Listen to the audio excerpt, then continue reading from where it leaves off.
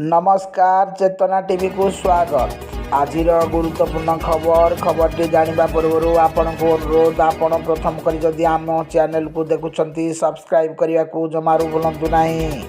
वीडियोटी भल लागिले like share सहित मतामत दियंतु। आसंतु जानिबा से गुरुत्वपूर्ण खबरटी। 296 टंका खर्च सारा जीवन मागणा लाइट। खर्च करंतु मात्र 296 टंका जीवन सारा मागणारे जलिब घरर लाइट।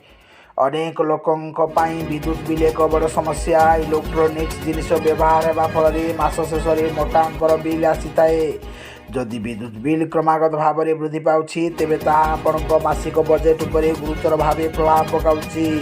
एपरी परिस्थिति रे जदि आपण चाहती निज घरे जलुथुवा लाइट फ्री रे जलू एवं एथिपाई कोनोसी बिजुली बिल न आसू तेबे बढ़िया उपाय रही। हाँ आज्ञा, मात्र किछि टका खर्च करी आपण लंबा समय पाई घर को आलोकित करि परिबे।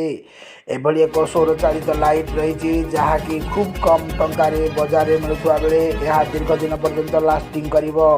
अति कम गोटे महलारू विद्युत बिल संचय करें। एथिपाई आपण को अधिक परिश्रम करिवार आवश्यकता नहीं, बरम यह ऑनलाइन रे किनि पारिबे। तेबे जानतु यह कौन आमे जो डिवाइस विषय कहूँ ताहा प्रकृत में सौर चालित एक लाइट जहाँ कि गुड्स मेज सोलार इंटराक्शन वाल लैंप कहुच्छी। विद्युत सरबराह समस्या देखा देता कि विद्युत बिल अधिक उठुए सेठारे लाइट को आनी फायदा उठाई पारे। बड़ कथा है लाइट कौन विद्युत द्वारा चली न थाए, बरम यह सूर्यालोक चार्ज होता है।